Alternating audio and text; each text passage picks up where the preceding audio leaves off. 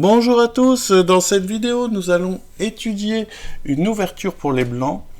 C'est un peu une sous-variante, mais c'est ce qu'on appelle la défense Nivosovic du pion roi. Donc ça arrive après E4 et les noirs jouent cavalier C6. Alors c'est un coup que l'on rencontre pas très souvent, mais qui est assez malin. Alors déjà, pour une raison toute simple, c'est que D4, ici, n'est pas considéré comme le meilleur coup. Hein, parce que après D5, donc pion prend D5, dame prend D5, on aurait une variante de la Scandinave plutôt favorable aux noirs. C'est un ordre de coup qui est quand même plus facile à jouer pour les noirs. Sur KF3, ils jouent fou G4 et c'est assez, comment dirais-je, assez dynamique. Ils peuvent faire grand rock et grâce à leur pression sur le pion D4, ils obtiennent plus de jeux. C'est jouable, hein, mais ils obtiennent plus de jeux que d'habitude. Alors donc c'est pour ça que sur E4, cavalier C6, il est conseillé de jouer cavalier F3. Voilà. Hein.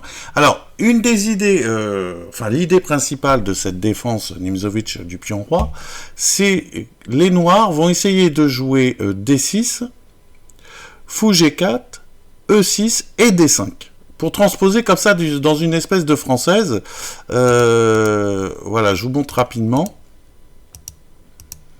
Voilà. Et donc leur idée dans ce genre de position, c'est de jouer un D5 plus tard, et donc de jouer une... bon, admettons que je joue fou E2, voilà, je sais pas, je vais jouer... ou même, disons, fou D3, voilà. Et là, il joue D5, et d'obtenir comme ça une espèce de française avec le fou dehors. Bon, évidemment, on a perdu un temps, puisqu'on a joué D6, D5, et en plus, on a mis le cavalier en C6, qui n'est pas forcément bien placé, toujours dans la française, parce qu'il nous empêche de jouer C5 et d'attaquer la chaîne de pions. Mais voilà, donc ça, c'est l'idée générale. Alors, on va voir un petit peu, donc, comment, généralement, avec les blancs, on ne laisse pas les noirs faire ça dans de bonnes conditions, c'est-à-dire qu'on joue généralement, quand on peut, nous-mêmes D5. Hein. Voilà, c'est ce qu'il faut retenir déjà dans un premier temps. Hein. Donc il y a deux choses à retenir. Un, sur cavalier C6, on ne joue pas D4. Et après, une des idées, c'est de se développer normalement. Et quand les noirs menacent de jouer D5, jouer D5 nous-mêmes. Voilà, en gros. Alors on va voir qu'il y a quelques subtilités, bien sûr, mais voilà ce qu'il faut retenir. Alors, E4, cavalier C6, donc cavalier F3, on ne joue pas D4, hein, à cause de D5. Cavalier F3, donc il joue D6, D4.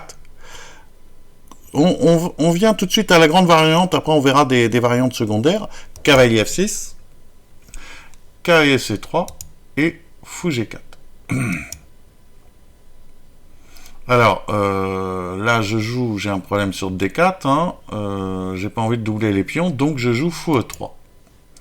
Et E6. Voilà, donc là ça commence. Il faut... les noirs menacent de jouer D5. Alors, on pourrait jouer D5 tout de suite, mais avec les blancs, mais H3 est plus utile. Hein. Alors, on joue H3, alors vous allez me dire, voilà, sur H3, c'est pour ça que je... Là, on laisse le temps aux... Comment dirais-je, aux noirs de jouer D5, puisqu'ils peuvent prendre en F3 et ensuite jouer D5. Mais on va voir après que c'est une variante qui est favorable pour les blancs. Alors on continue dans la grande variante. Donc là normalement les noirs oui jouent fou H5. Et là on joue D5. Voilà l'idée. Alors s'il joue cavalier E5, c'est pour ça que c'est intéressant d'avoir intercalé H3 fou H5. C'est qu'on peut jouer G4. Et voilà, notre idée maintenant, c'est qu'on joue G4, donc on se décloue, et on obtient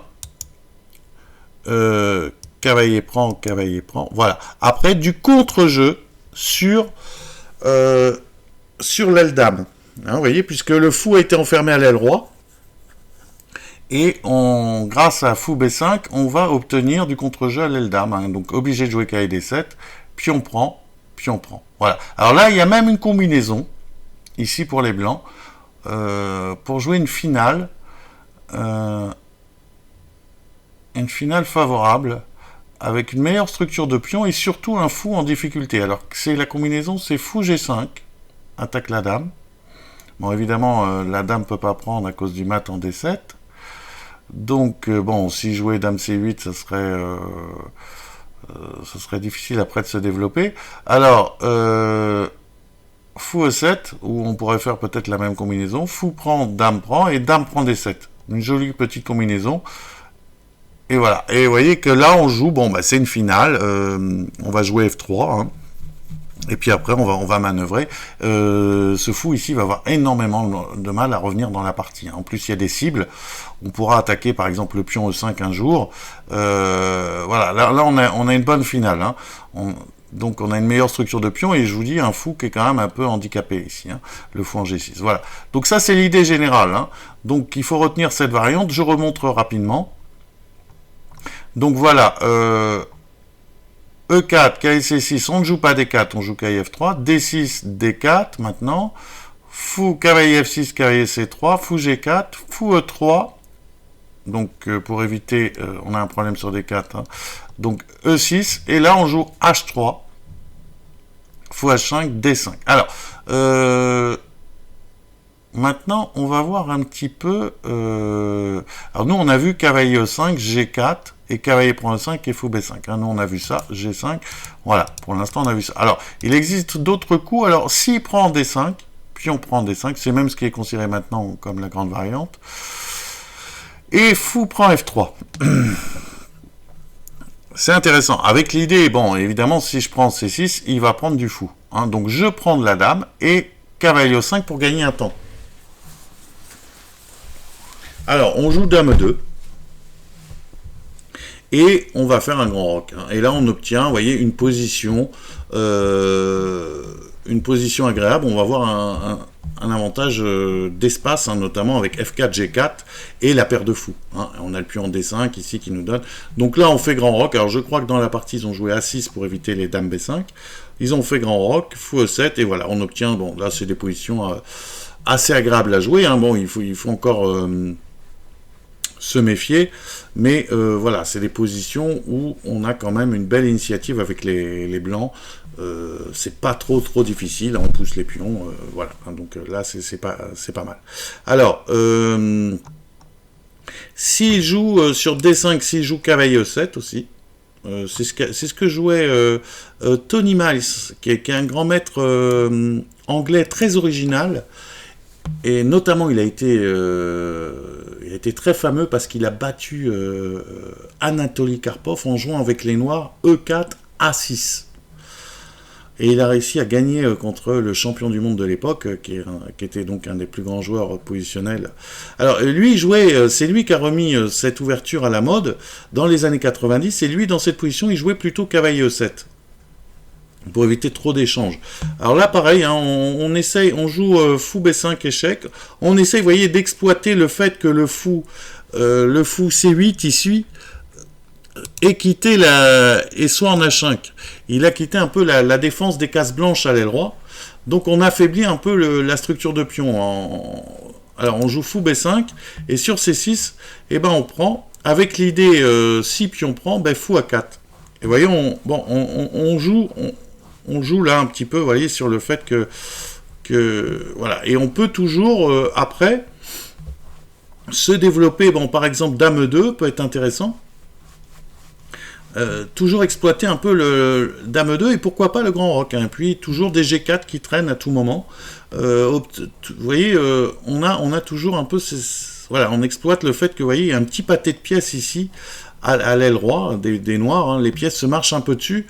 Vous voyez, le cavalier, le fou, bon, tout le monde se marche un petit peu dessus. Et nous, bon, voilà, on a cette pression ici qui est intéressante.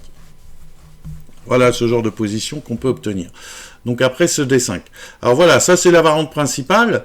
S'il joue, bon là, s'il joue cavalier E5, on a les mêmes idées, hein, toujours avec ce fou B5 qui traîne. Alors il y en a qui ont joué cavalier prend F3 intermédiaire. Fou G4, mais là on revient grand roc, voilà. Et on obtient le même genre de position, hein. De toute façon on va obtenir un peu et là dame G2 pour pouvoir jouer F4, F5. Vous voyez, on obtient toujours un peu le même genre de position. Alors maintenant on va venir un petit peu dans les détails des premiers coups. Alors E4, cavalier C6, comme je vous disais, on évite, on joue cavalier F3, D6, D4. Alors déjà il y a un moment intéressant ici. Moi ça m'arrivait souvent de placer cette idée. Les noirs des fois ne jouent pas cavalier F6 d'abord. mais joue directement fou G4. Et là, ça nous donne... Alors, on pourrait jouer fou E3, hein, ce qui va donner, à mon avis, sensiblement le même genre de partie. Mais là, il y a il y a une ressource tactique très intéressante, c'est D5. Tout de suite. Alors, c'est quoi l'idée? C'est que sur cavalier E5, eh ben, je peux faire cavalier prend E5. Voilà. Alors ça, c'est intéressant. Avec l'idée fou B5 échec ici. J'ai sacrifié la dame. Mais vous voyez que j'obtiens beaucoup de jeux. C6. Pion prend C6. Voilà. Vous voyez que là, bon, ben, là, je menace, bon, ben, pion prend C6, ben, bon, s'il prend le cavalier, je vais faire, enfin, c'est une catastrophe, hein, je vais faire pion prend, et ça va être mat, hein, dame D7, et dame, enfin, ou même tout, enfin, je sais pas, mais mat, hein. Donc, voilà, ça, c'est une ressource intéressante, hein. Vous voyez, sur, tout de suite, fou G4, parce que quand il y a le cavalier F6, comment dirais-je, la case D7 est couverte par le cavalier F6. Donc, si fou G4 tout de suite, et ben là, j'ai D5. Hein, n'oubliez pas cette petite, parce que on le place quand même, cavalier prend E5, moi, ça m'arrivait plusieurs fois de le placer, avec fou B5 ici. Alors, bon, c'est encore un tout petit peu compliqué. Ils peuvent jouer dame A5, cavalier C3, et là, A6. Avec l'idée intéressante, c'est que la dame défend la tour. Hein. Par exemple, si je faisais pion prend échec, bon, ben, pion prend et la dame, voilà, la dame défend la tour. Donc ça, c'est intéressant. Alors, ici, il faut trouver un dernier coup qui est intéressant, c'est B4. On contre-attaque la dame. Voilà, c'est le dernier coup à connaître. Et avec, bon, maintenant, pour... voilà, et on obtient un avantage maintenant pour les blancs. Hein. Bon, je rentre pas...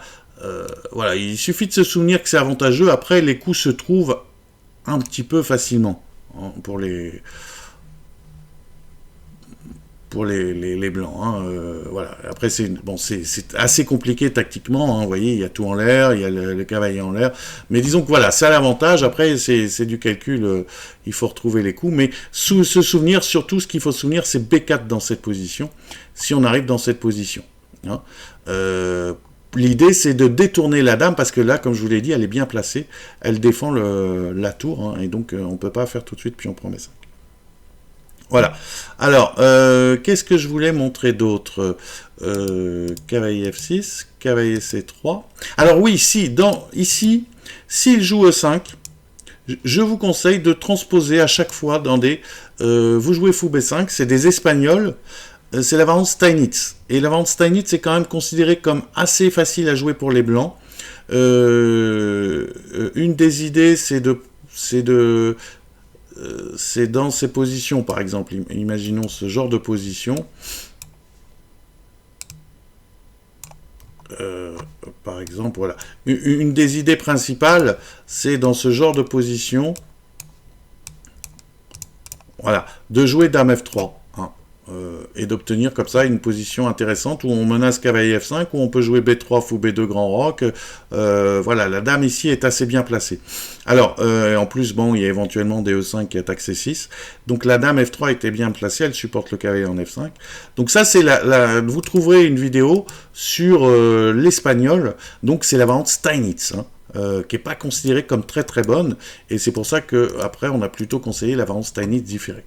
Alors, donc ça, c'est au cas où il joue E5, hein, on peut transposer.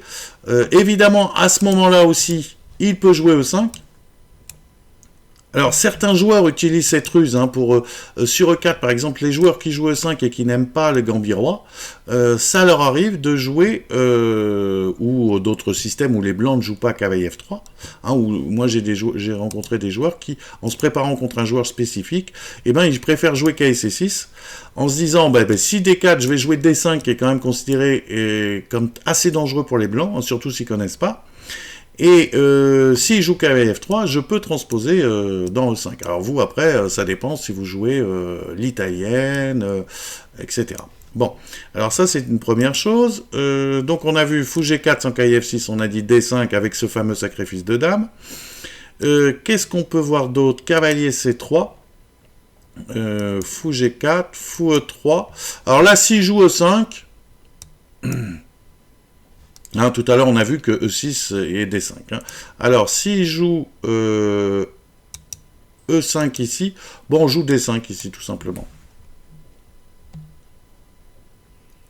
Et avec l'idée, bon, admettons cavalier B8, hein, parce que bon, cavalier E7 est aussi possible. Hein. Avec l'idée, c'est qu'après, on joue H3, et on... Bon, ça c'est devenu, vous voyez, une des idées de... Ça va un peu contre le principe de l'Einstein. Je vous disais que c'était plutôt de jouer E6, D5, parce que comme ça, le fou, c'est le mauvais fou qui est dehors. Là, l'idée, bon, ben, c'est qu'il normalement, il vaut mieux qu'il revienne ici. En C8 pour garder son bon fou.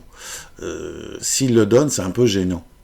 C'est un petit peu jouer avec un mauvais fou, de faire perdre le fou de case blanche, c'est des structures un peu qui va ressembler un peu à des Est indiennes ou je ne sais quoi. À chaque fois quand on perd le fou de case blanche, c'est un peu embêtant. Hein, donc généralement ils reviennent là et puis là on joue G4 avec une bonne position. Je crois qu'il y a eu des parties où c'est joué comme ça. Voilà, Dame D2 avec Grand Roc après et des positions intéressantes d'attaque. Bon, ben, ça arrive très peu, hein, puisque ça va contre... Alors pareil, il peut aussi essayer de transposer dans une espèce de pirque. Alors là, pareil, on conseille Fou B5. Avec l'idée... oui, là j'ai été un peu vite, mais là, plutôt que de jouer Fou G4, il joue G6, hein, transposé dans une variante de pirque. Donc là, on joue Fou B5. On va voir que c'est un coup aussi... c'est un coup clé, hein, ce Fou B5. Fou G7... Et s'il joue, bon, normalement il doit jouer A6, et puis on obtient une position comme celle-ci. Voilà, hein, voilà, bon, je ne vais pas non plus rentrer dans les détails. C'est une position, bon, après, qui est pas trop dur à jouer, mais bon, comme c'est souple pour les noirs, on ne sait pas trop comment ils vont jouer. Là, il faut jouer aux échecs. Juste ce que je voulais vous dire, c'est que là, sur Fou G7, ben, il y a un petit... c'est qu'on joue D5, et sur A6, x4, B5, et bien là, il est possible de jouer cavalier prend B5. Et les complications, pareil, sont favorables aux blancs. Hein, c'est ce qu'il faut retenir. Même si c'est un petit peu compliqué, c'est favorable aux blancs. Voilà. Alors, voilà ce que je voulais dire donc sur cette variante principale. Alors maintenant, il reste quand même à étudier. Il reste à étudier si les blancs, les noirs, sur cavalier F3 jouent D5. Hein, parce que je vous ai dit, c'est un moment important, parce que là, on évite de jouer D4 pour pas se prendre D5. Alors vous allez me dire, bah oui, mais quelle est la différence? Alors, la différence est importante parce que, en jouant cavalier F3, s'il joue D5, pion prend D5, dame prend D5, là, mon pion D4 n'est pas attaqué. Hein, vous voyez, là, dans l'autre position, le pion D4 est attaqué. Alors, on va jouer sur ce petit, vous voyez, et puis cavalier F3, fou G4. On va jouer sur cette petite astuce, enfin ce petit détail, pour nous prendre tout de suite l'initiative en jouant fou B5. Voilà, là c'est le coup clé. Et ne pas jouer par exemple D4. On joue fou B5. Avec l'idée... Eh ben, avec l'idée, c'est que maintenant, voilà, on menace de détruire un peu la structure de pion. Parce qu'une des idées des noirs dans ce genre de position, c'est de faire fou G4 grand roc. Alors, s'il jouait fou G4, on pourrait jouer H3, avec l'idée fou là, dame 2. Et dame 2, alors c'est marrant, c'est un petit coup très très rigolo, je trouve. Imaginons qu'il joue E6, bon, c'est pas obligé, hein. Bon, nous on peut faire fou prend C6, mais il y a un petit détail, parce que là, bon, il est difficile à éviter, le fou prend C6, hein, et évidemment, même des dames B6 n'éviteraient pas le doublement des pions, hein, même il y aurait qu'à aider 5. Bon, alors, il est pas facile à éviter, mais là, je menace, par exemple, sur E6, il y a un petit coup que j'aime bien, c'est dame 5.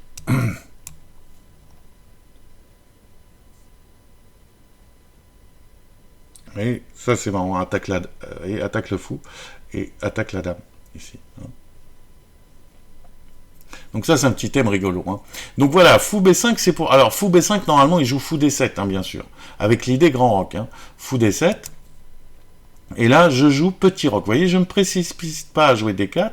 Et encore en cas, bon on peut jouer D4, hein, mais une des idées c'est que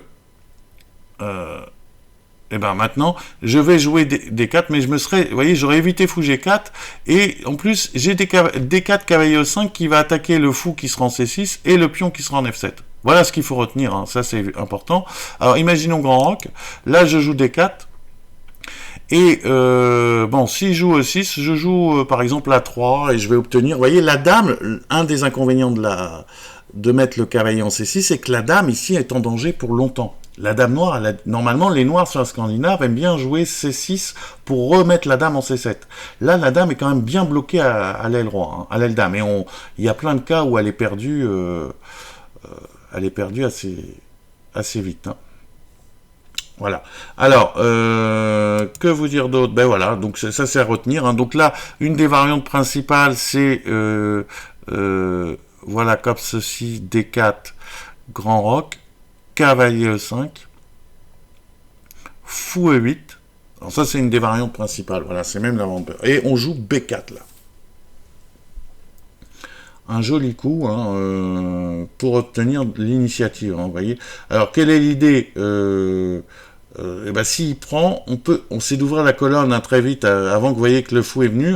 Dame prend, on propose dame F3, donc qui défend le fou, le cavalier, pardon, qui met une pression sur le pion B7 et une pression sur le pion F7. Vous voyez, c'est quand même agréable. Hein. Alors, il y a eu dame prend D4, tour B1,